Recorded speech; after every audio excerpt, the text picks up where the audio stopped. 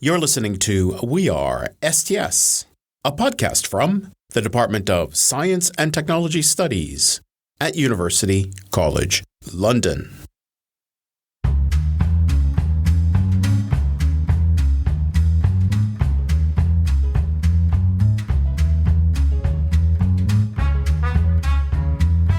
Hi, everybody, and welcome to We Are STS, and welcome to UCL. I'm your host, Professor Joe Kane. It's a beautiful summer's day here in STS, and we're delighted you're going to be here with us.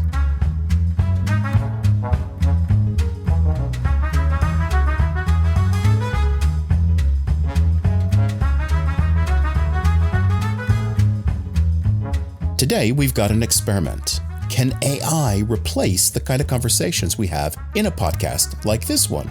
We're asking because there's a new feature in the software Google Notebook. It creates an audio conversation that sounds like people talking about the stuff you give it. There's nothing you have to do, just upload and give it a few minutes. The output sounds like a conversation, and it sounds, well, that's what we're testing. The experiment today is to upload an academic paper, ask it to generate a conversation, then press play. Is the result? Well, is it any good? For our experiment, I'm choosing a paper that I wrote that I really wanted to talk about on the podcast.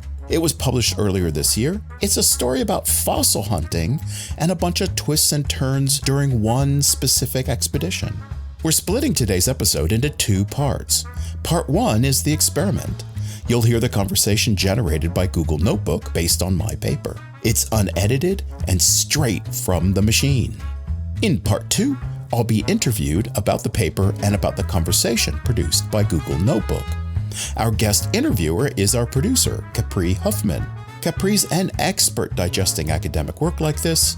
She can spot the main points and she can spot the subtle points. She's a pro at precisely the kind of comparison and contrast that we want for this experiment. Ultimately, we want to know about the strengths and weaknesses of this particular type of tool. And of course, the big question, can AI, can it replace our podcast? Let's hear from Google Notebook first, then we humans will pick up the microphones for a chat.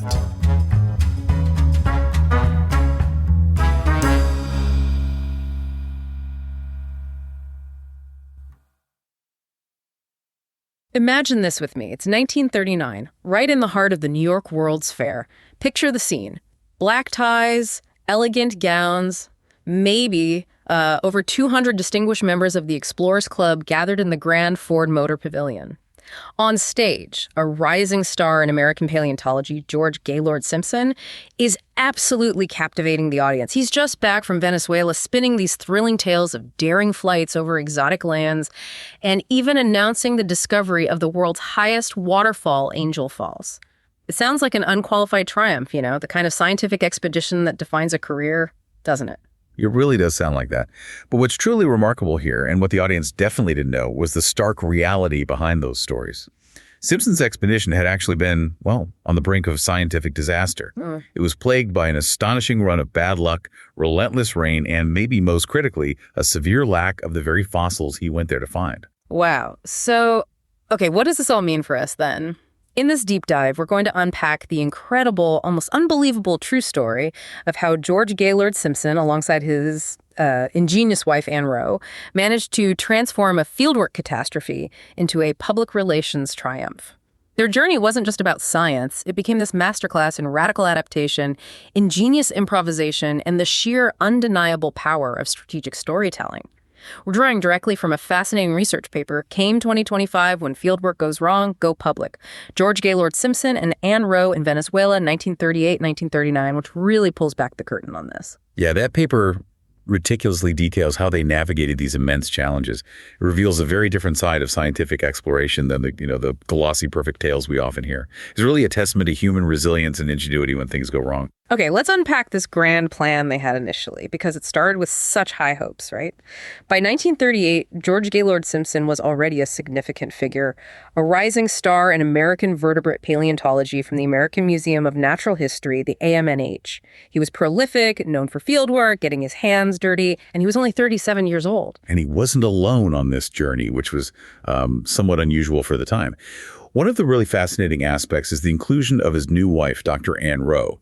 She was a research psychologist by training, and the sources emphasize her contributions were truly fundamental to the expedition's design and operation, even when things went sideways. And this wasn't just any expedition from a, let's say, geopolitical standpoint either. It was happening during Venezuela's exciting renaissance, a period fueled by booming oil revenue.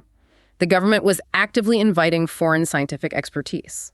This also aligned perfectly with President Roosevelt's then-new good neighbor policies for inter-American relations. Made things smooth. In fact, the Venezuelan Ministerio de Fomento actually paid all the field expenses. That level of government support sounds almost unheard of today, doesn't it? It absolutely is. It really highlights a unique window in time for scientific collaboration. And with that backing, the original scientific goals for Simpson's expedition running September 38 to May 39 were quite ambitious. First major objective, San Miguel in the northwest near Barquisimeto, he aimed to collect Pleistocene mammals, Ice Age stuff, hoping to fill a big gap in the biogeography of northern South American mammals. Okay, so Pleistocene mammals in San Miguel. Were there other major scientific goals? Yes. The second primary goal was more focused. Travel southeast from Caracas to Zaraza in Aragua State. There, he hoped to find a specific Middle Tertiary or Miocene astropather fossil locality. Astropathers were these unusual, large, extinct hoofed mammals unique to South America. So, they had a clear plan. Ambitious, scientifically sound, at least on paper. But, as well as any field scientist knows, reality in the field can be brutally different from the plans. Simpson and Rowe arrived in Caracas, spent 2 weeks, then headed west to San Miguel. Almost immediately, Simpson realized the fossil potential had been wildly exaggerated. He was somewhat crestfallen and discouraged. Can you imagine that immediate hit after all the prep? Oh, it must have been a devastating blow right at the start. Yeah. The few fossils they did find were poorly preserved, crushed, incredibly hard to extract from the rock.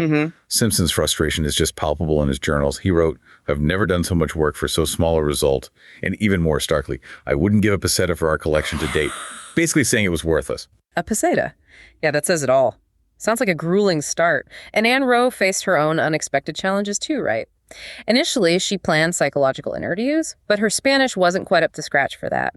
So she hastily learned the rudiments of preparing skins in the field for mammal collections. But even that was tough. Finding animals was hard, and the humidity made preservation a nightmare. That's right. And her role as camp boss also proved unexpectedly difficult. Supervising a cook and foreman, all in Spanish, constantly struggling with supplies like getting safe drinking water. It was a full-time, demanding job, really far from her academic background. And then, as if things weren't bad enough, the weather, the absolute unforeseen disaster, the rains. Mid-November 1938 brought an unusually heavy, rainy season. Simpson described it bluntly. It rained and rained and rained. This wasn't just an inconvenience. It completely washed out Simpson's quarries, damaged the waterlogged specimens they had collected, and made any new digging impossible. He wrote, "My quarry is a sea of mud." Yeah, and it wasn't just the digging sites. The damp, the moisture, it created an absolute nightmare everywhere. Rowe noted, "My skins and skulls would not dry and began turning green with mold." And she added that truly memorable detail. Everything in camp, including the toothbrushes, molded, and we weren't always sure about ourselves. Even the toothbrushes. That tells you how bad it was. Absolutely. It's a small detail, but wow, it paints such a vivid picture of the constant damp and decay they were living with. Exactly. Later, Simpson himself admitted the San Miguel collection was not proportionate to the enormous labor involved, and the bones were not well preserved at best. A very, very far cry from the triumph he'd later describe at the World's Fair. So, okay, they're stuck on this hilltop camp, facing this huge scientific failure, endless rain. They were determined, though, to avoid coming home nearly empty-handed. They clearly needed to adapt, to pivot, fast. This led to their first ingenious shifts in strategy, didn't it? Indeed. To combat the boredom and salvage something productive, Simpson decided to write a new travelogue. He'd published Attending Marvels about Patagonia before, so it wasn't totally new, but it was a definite shift from finding fossils. The new project was titled A Million Years in the Tropics, Observations and Adventures in Venezuela by George Gaylord Simpson and Ann Rowe Simpson. That's quite a title. What was the focus for this new venture? It was designed to mix the expedition narrative with chapters on paleontology, geography, Venezuelan politics, cultural commentary. Simpson consciously focused on people, culture, and custom in Venezuela. This gave extra value to their daily journal entries and the chain letters they sent home. It provided a productive alternative outlet during all that forced idleness. It really shows that need for purpose, right? Even when your main goal is blocked. Definitely. And when even the travelogue material started to run dry because they were still stuck, they turned to fiction. This is really remarkable resourcefulness. Starting December 3rd, 1938, they began writing a murder mystery together, Trouble in the Tropics. Yes. The plot involved two American scientists, a cynical male mammologist and a beautiful, clever, and recently broken-hearted psychologist who meet, solve a murder, and, fall in love in the jungle. They alternated writing chapters, finished 15 chapters in about 15 days, using pseudonyms Michael Larch and Clarissa Van. Simpson noted it, quote, tided us over a period of inaction that would otherwise have been deadly. It shows adaptability isn't just about science plans. It's changing the very nature of your work to find value, keep morale up. And Anne Rowe was busy beyond the novel too, wasn't she? Her contributions just seem immense throughout this. Absolutely. She kept working on a monograph she later co-authored, even amid the chaos. And interestingly, her presence as Mrs. Simpson actually changed the camp dynamic, became more like a home in the eyes of local matriarchs. This led to unexpected social events, more local side trips, and actually resulted in a richer photographic record for the expedition. Her role was far more than just supportive wife. She was integral to their survival and diversification strategies. And despite the overall failure in San Miguel, before heading back to Caracas, they did manage a small win. They prospected southwest into the Andes, found several important and promising deposits of tertiary mammals. Okay. So, not enough time for major work, but they returned with, admittedly minor scientific results, but definitely some valuable alternative accomplishments. Which brings us to the real game changer. Because just like San Miguel, the second original goal, finding that Astropathera site near Zaraza in February 1939, also proved discouraging. The specific fossils just weren't there in the needed quantity or quality. So facing another dead end, that trip was actually cut short by an unexpected addition. Okay, this is where the story takes that truly wild turn, right? Mid-December, President Lopez himself announces a geological survey of the remote Gran Sabana region in southeast Venezuela. And Simpson and Rowe get this enthusiastic, almost last-minute invitation to visit one of the survey sites. Simpson, ever the opportunist, jumps at it. Told his family it promised to be a great adventure. Yeah, this invitation appealed to Simpson for multiple complex reasons, way beyond just paleontology. First, there was simply the irresistible pull of adventure. This region was the lost world of popular imagination. Think Conan Doyle. These enormous Tepuy plateaus, flat-topped mountains rising straight up, incredible landscape. And it was populated by indigenous communities rumored to have little outside contact. Like something straight out of a movie, just incredible. Exactly. Second, there was definitely a scientific competitive streak. Other AM&H guys, zoologists like Chapman and Tate, had been there. Simpson, being competitive, surely wanted to say he'd been there too. Third, it reinforced his man of science identity. It let him improvise entirely new scientific work, applying his method to any field. He was confident about that. And he had this real fascination with local cultures too, didn't he? Precisely. Finally, Simpson had this enormous appetite for new languages and new encounters. He'd even learned Mongolian dialects for planned fieldwork that fell through. He loved connecting scientific and local names for species. So this was a prime chance for what he called cultural voyeurism. It does raise interesting questions, doesn't it? How much of exploration is pure science versus personal interest, competition, or even wanting recognition? That's a great point. And what's fascinating here is that expecting no fossils in Gran Sabana, Simpson just enthusiastically pivoted to anthropology. He started measuring Indians' heads, meticulously studying Kamarakoto's language, vocabulary, culture, social systems. He took great pride in it, saying this will be a good test of my claim that a real scientist could transfer his scientific method to any field. That's powerful intellectual agility. Absolutely. It really challenges that stereotype of the hyper-specialized scientist, shows how a core method understanding can cross disciplines. It also subtly reveals the pressure scientists feel to always bring something back, right? Even if it's not what you went for. Rowe's mammal collecting stayed unproductive there, so she focused on botanical collections and supporting Simpson's anthropology. It was a complete radical shift. And then came the moment, the sensational, career-defining moment. Angel Falls, March 8th, 1939. Jimmy Angel, the American bush pilot who first publicized the falls, offers to fly Simpson, Rowe, and others around Ollantaytambo, including over the falls themselves. Simpson was just staggered by the sight. His notes are full of awe. Grand, awesome, awful, beautiful, marvelous, terrible. It makes the grandest famous scenery of the world seem puny. And crucially, he immediately acted like a scientist. He recorded readings from Jimmy's flight instruments, calculating the falls might be 5,000 feet high and nearly 1 mile. This verification by respected scientists was absolutely key in legitimizing Jimmy Angel's earlier claims, which had faced a lot of skepticism. And he had his Explorers Club flag with him, which he strategically brought out. Symbolically, it validated the scientific nature of his travels, even though, technically, it was approved for the failed San Miguel project. Talk about improvisation. Brilliant improvisation. So after all the trials, the mud, the mold, the pivots, the actual paleontological results from the whole trip were far below what was originally anticipated, way below. But despite that, Venezuela became an unqualified success for Simpson and Rowe. Why? Because, as the paper says, Simpson decided that coming home nearly empty-handed was not an option. To rescue his position, he chose to go public. This is the ultimate pivot, turning mud into gold through amazing storytelling. That's precisely the heart of it. The largest direct research output wasn't fossils. It was Simpson's massive 460-page monograph, Los Indios Camaracotos, published by the Venezuelan government, no less. It was descriptive linguistics and cultural anthropology. Simpson justified it as documentation and salvage of a vanishing culture.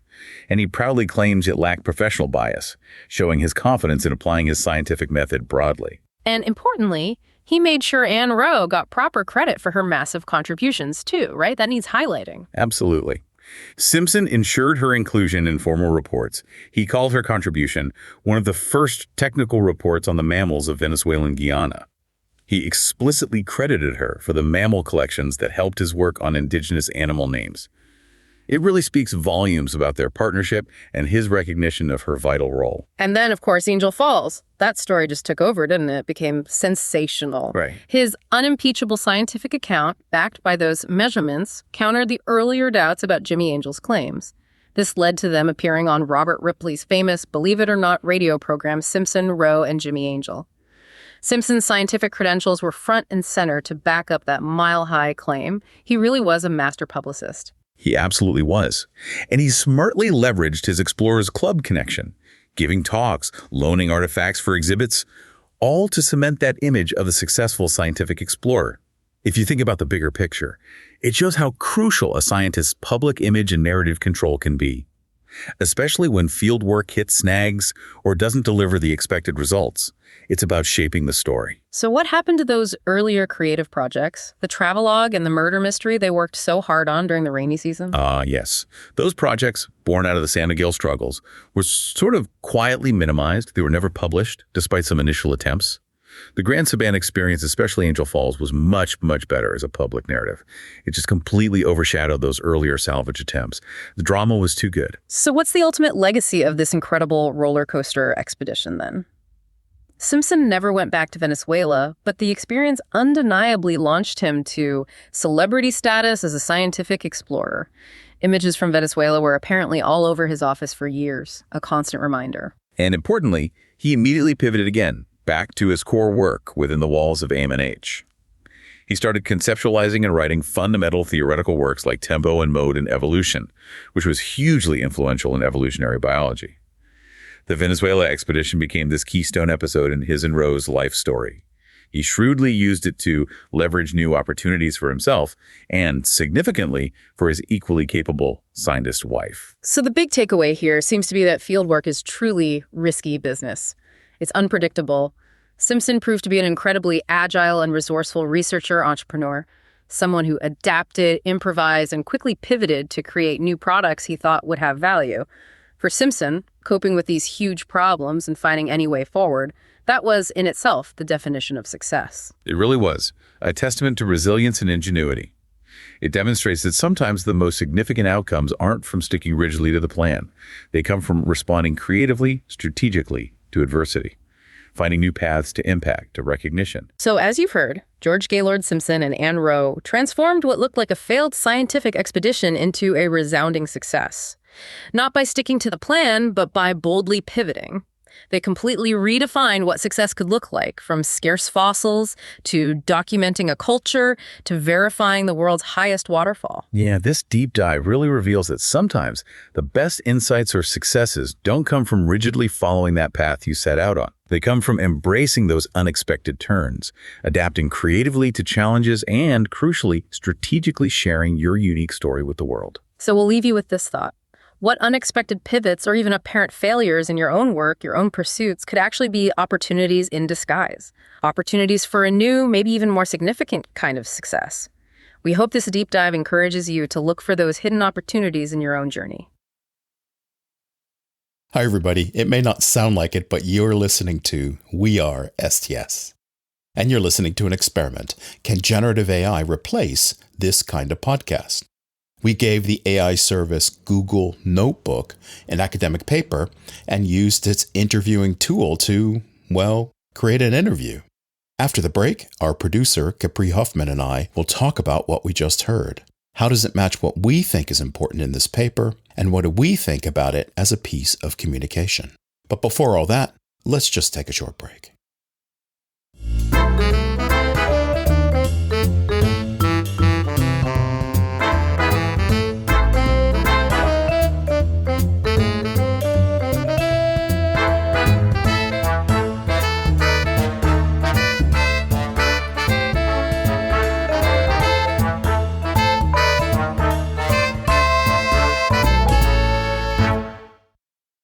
I guess just to start us off, what did you think of that podcast? It's really weird to hear, isn't it? There's always a contrast between what I think I said and what readers think I said. But here, what's weird is it's so literal. Yeah, I guess from my own experience of listening to that podcast, it seemed very much like it was just repeating back what your paper actually said. In the podcast, it focused a lot on the particular details of what you were saying in the paper and some of your takeaways, maybe, but maybe the more moralistic ones, like resilience and ingenuity. I swear they said those two words at least 20 times. I think the key thing there is the word actually, right? That it's giving us back actually what's there. And it's not inventing new knowledge about the world. It's just taking what we give it. So like you and I are really good at picking up text and subtext. Right, you never pick up subtext in this particular paper. So it sounds like the Google Notebook in particular maybe doesn't have a wider context in which it situates the knowledge that you give it. Yeah. Have you tried this with other AIs or? No, I any haven't. Thoughts about? I really haven't. And I didn't, for a particular reason, I didn't want it to know more about the key characters in the story. I didn't want them to know like they were born and they died at some time. I didn't want it to know that they lived in a particular place or whatever. I wanted it to be so you wanted the AI's knowledge to be limited. And that may disadvantage the experiment because I know a lot more. And so if you interviewed me about the project, I could tell you a lot more. But in a way, what I wanted to see what it would do if this is all it had. So you isolated the variable. Hey, that's a really good way to say that methodologically. Well done. The linearity is important here, that what the AI is doing is it's seeing the paper as a linear set of words, right? And then because it goes from a really long paper to a really short conversation, it's curious what it did cut out. So it felt like to me it cut out big parts.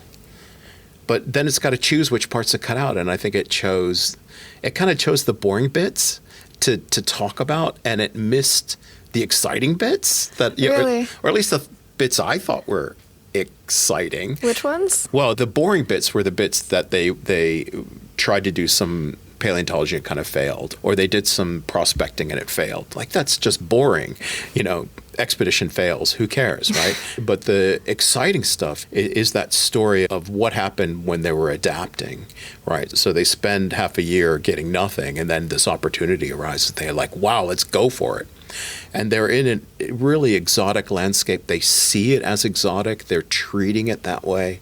And the stories they tell about, hey, what'd you do while you were away for a year in Venezuela? It's all about that stuff. And the linearity of the AI, the sort of saying, okay, we're going to tell you this story in the paper. It's this. It kind of fails the journalism test. Suppose what we would talk about, if we were to talk about the paper solo, the first question you would have is, Joe, what's important about your paper? Yeah. Right. The most important thing is not the first sentence. The most important thing is the most important thing. I suppose the thing I would say to the engineers is, think about journalism school and think about what they teach you. Think about how do you take something that needs reporting and how do you create a report about it, if that makes sense. A report that people will actually want to hear. Yeah, it prioritizes want, right? And the linearity is not want. That is what the paper says, but it doesn't answer the question of what's important here. That's your advice to Sam Altman. Yeah, exactly. Go back to work. Figure this out, Sam. Back to school. Yeah. And I suppose because one way to sell this kind of tool is it's a reading tool for people who are multitasking. Oh, yes. You know, podcasting is incredibly important for multitaskers, right? So people listen to podcasts when they're running or doing the dishes or whatever, right? So reading academic papers, people say, I don't have the time to do that because I got to do my other thing. If you could absorb an academic paper while you're commuting, while you're staring out the window, while you're doing the dishes, that'd be great. Yeah, that would be very helpful. It would be much faster if this podcast was actually a replacement for reading your paper. That did take me a bit longer than 17 minutes. Well, exactly right, and you could see the dream. But I think if, like right now today, if somebody said, hey, I'm going to take all my academic work and I'm going to shove it into the system so I don't have to actually read anything, I'll just listen to it, I think, that's probably not a good idea. I would be very worried. Well, I wouldn't do it myself. But maybe there will be a day when we will. Yeah. Maybe.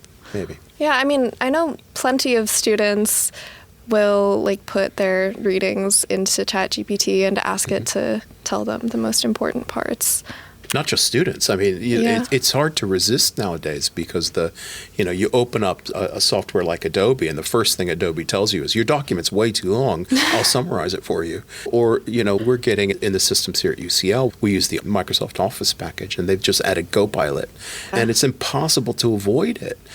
It's not just students. It's everybody is getting the opportunity to get these summary versions of things. And you think, well, I wouldn't mind as a way to begin getting to know something, because you probably have been asked to read 500 pieces of work and best will in the world.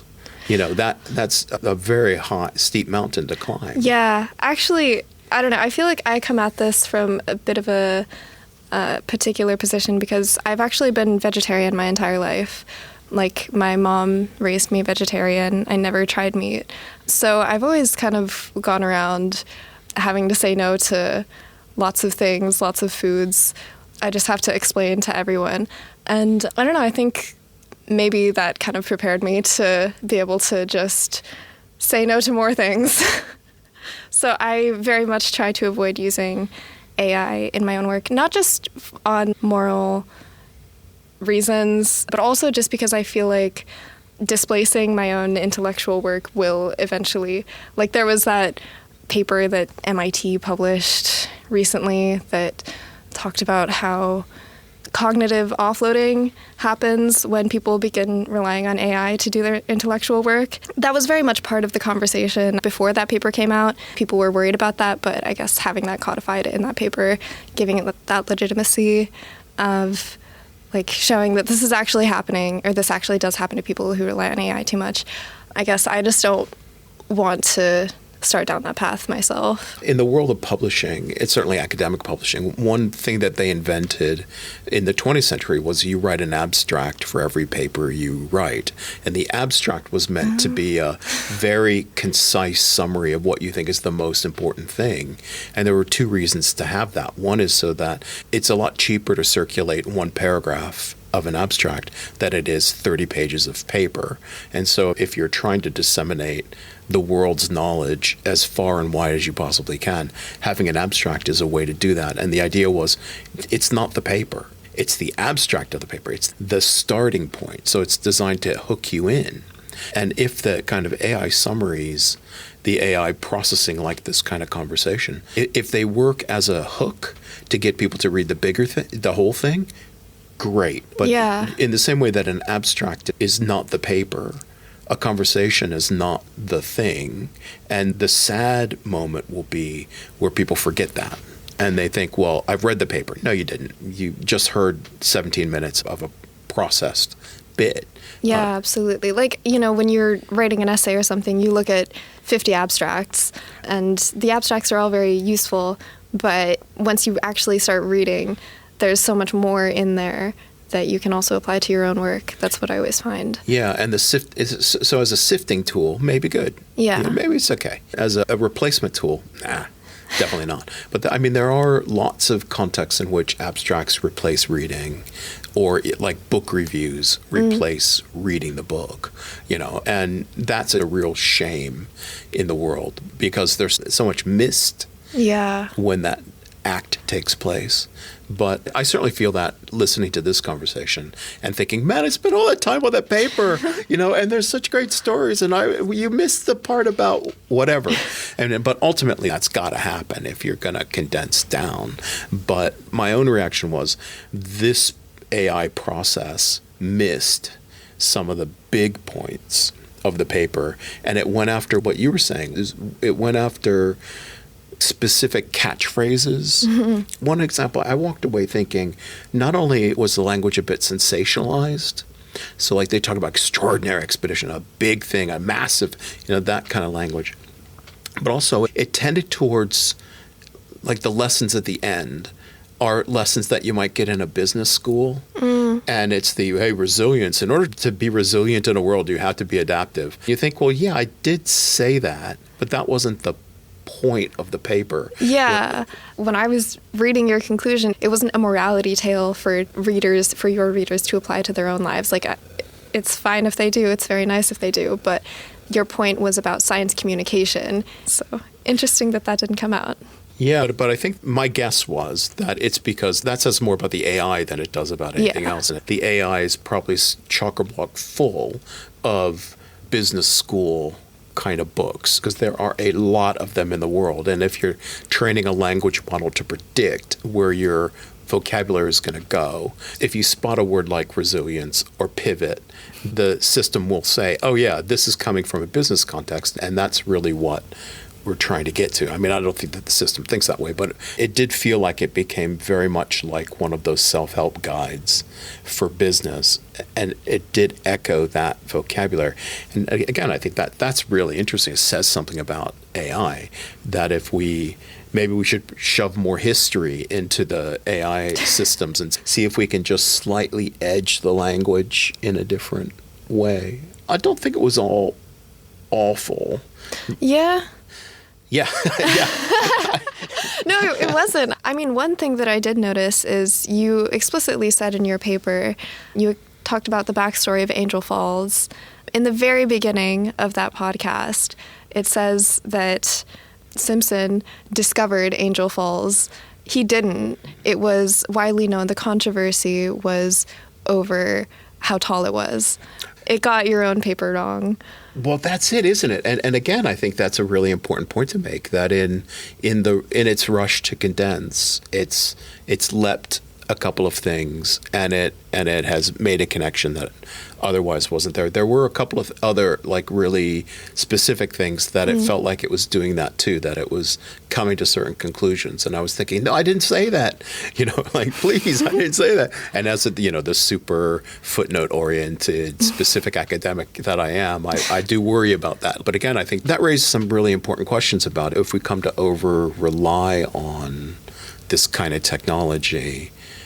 When do I stand up and say I've been misrepresented? And this is a pretty trivial example. But what if it were some policy document that became really important? And the conclusion was like, no, we shouldn't do this. Whereas the whole crux of the policy document was yes.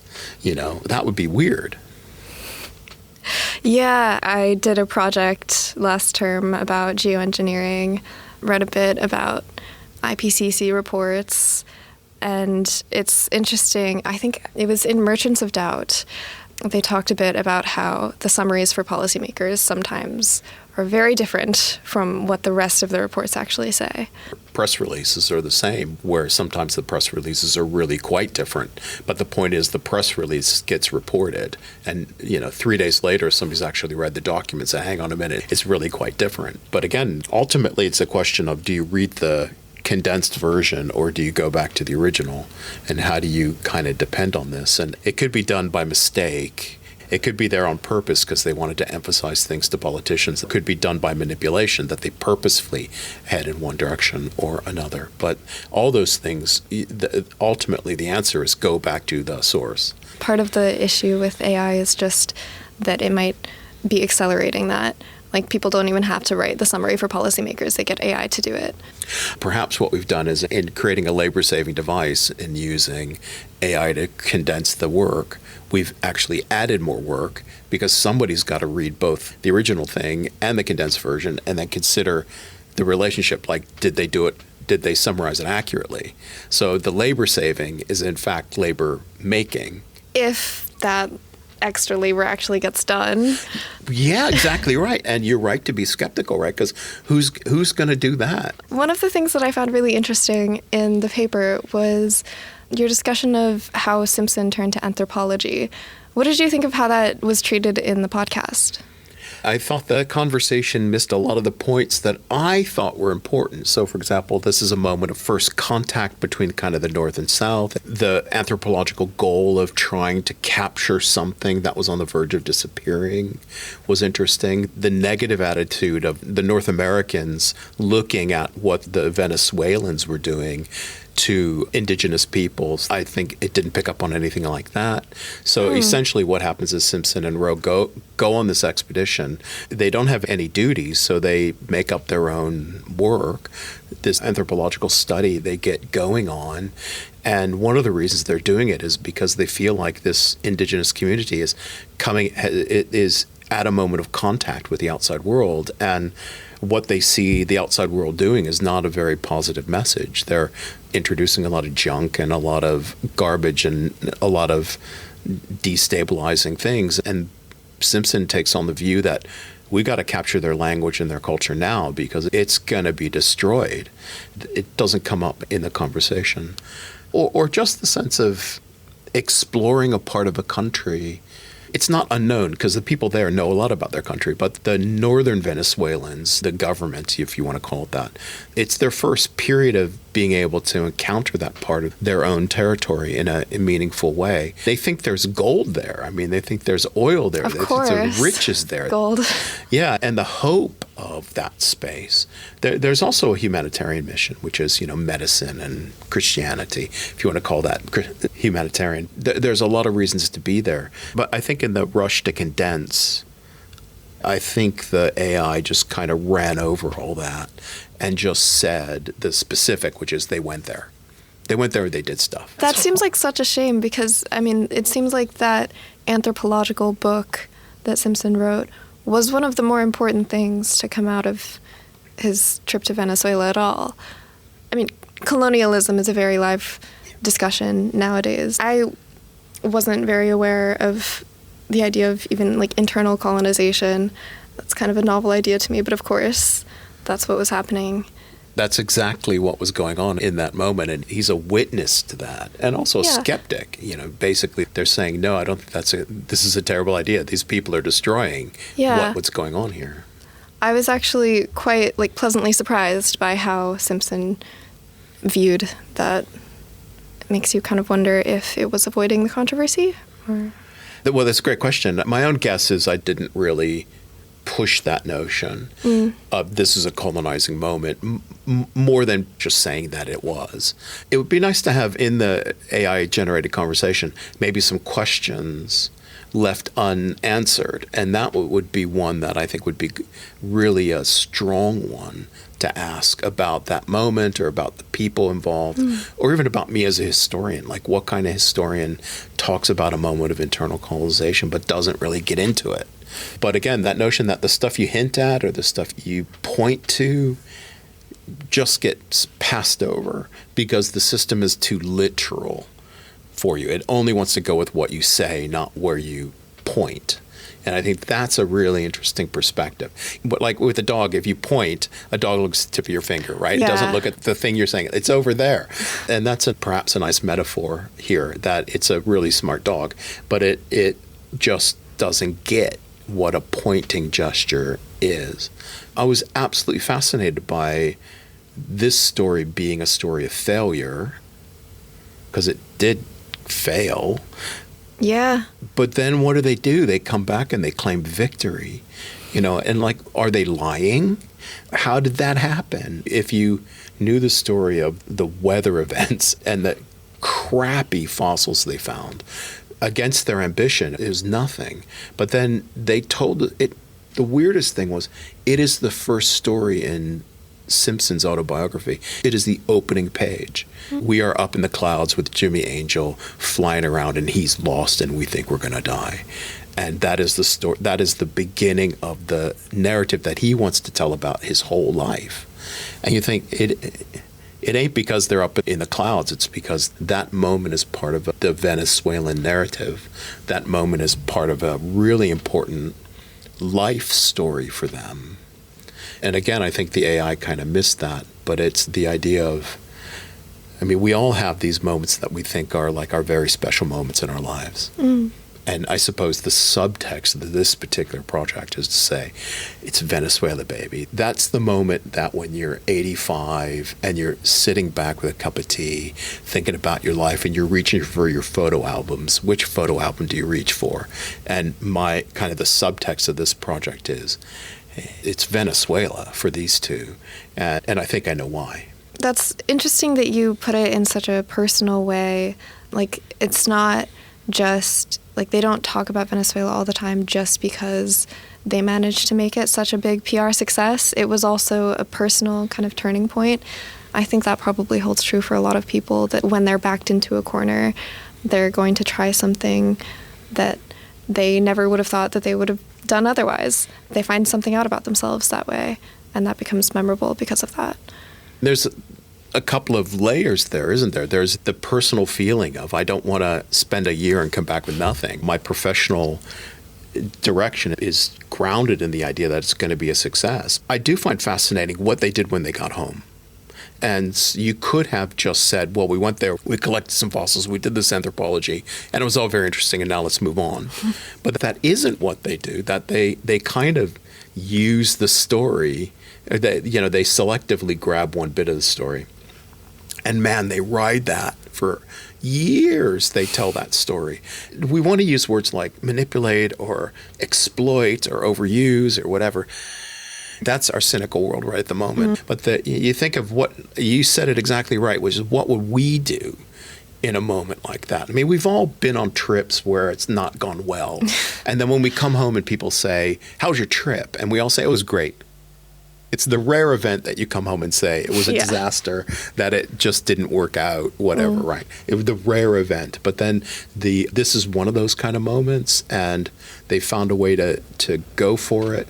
The subtext is, by watching them do this, we can see something about their own relationship. Another subtext is we can see a moment where, like, the stories we see as historians, there's more underneath those stories than we might see at face value. So an expedition goes out and they come back success, but all expeditions go out and come back as a success. But was it the same thing they said at the beginning? Right? We're looking for dinosaurs. Hey, we brought some shells back. These are brilliant shells, and they're really like new species of shells.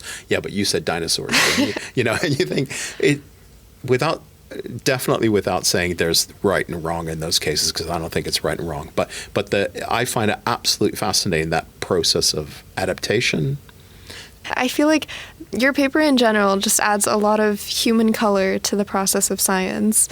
And I think that's something that's definitely missing from mainstream scientific discourses, that there can be pettiness and squabbles and interesting internal politics in science. That's not part of the main narratives that we hear about science in popular science communication, I guess. So it just adds a lot of human color, which I think you've been emphasizing both in this paper and in the conversation. Let me ask you, Capri, what do you think is a takeaway from an experiment like this, where we've got a paper and an AI-generated conversation? What do you think is worth remembering about this? I have a couple of takeaways. For one, just with the paper, I think it's good to be reminded that science is done by people, and they have colorful personal histories that we can also learn from, not just their scientific knowledge. As for the AI, I think it's been an interesting experiment, and I guess what we can take away, it's kind of a fly in amber for this current moment of where the technology is, and we'll just have to see how it evolves from here and hope to maintain a convivial relation to it as we do. Would you encourage students next year to use something like this? AI can replicate mediocrity executing steps. Like, AI can read a paper for you and give you the Cliff Notes summary. But, I mean, nobody ever said reading Cliff Notes was the same as reading the book. Being a student is about learning how to read the book in the first place. Like, once you know how, that's another thing to be using AI to do your work for you and make your summaries. But if you don't know how to do the work in the first place, then I would be worried. So, no, I would not recommend, unless you already know what you're doing. Thanks very much, Joe. Well, thank you very much, Capri. Nice.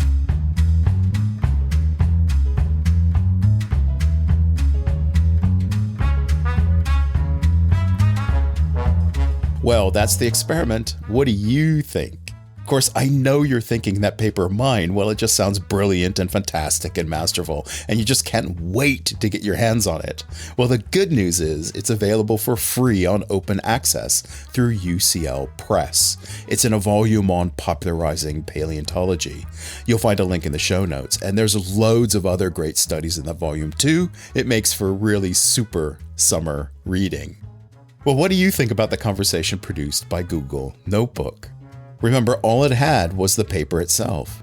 It created that product in about a minute. That technology is moving so fast. And of course, we're hearing AI voices in more and more places now. Probably in a lot more places than we realize. You know, it feels like we're on the cusp of something really big here. If you know someone interested in the things we do here in STS, well, just ask them to get in touch. Maybe it's to explore stories about how new technologies impact our culture. Or maybe they're interested in how we govern emerging technologies more generally. Or maybe, just maybe, they're interested in the history of moments like ours, when it seems like revolutions might be taking place and taking us in fantastic new directions. These all fit under the umbrella of Science and Technology Studies, or STS. We are a thriving community here at UCL, and there's always room for more. Music today included Rollin' at 5 and Sweeter Vermouth, both by Kevin MacLeod, and both available on the website incompetech.com. Special thanks to Google Notebook for their conversation, and very special thanks to our producer, Capri Huffman. I told you she was our new secret weapon. WeAreSTS is a production of the Department of Science and Technology Studies at University College London. If you want to find out more about the show, listen to past episodes, or give us some feedback, just visit us online. Here's the address. It's ucl.ac.uk/STS/podcast. Well, that's it for today. Thanks for listening. We'll have another episode ready soon. Until then, just remember there's knowledge to be found just about everywhere, and that together we are STS. Bye now.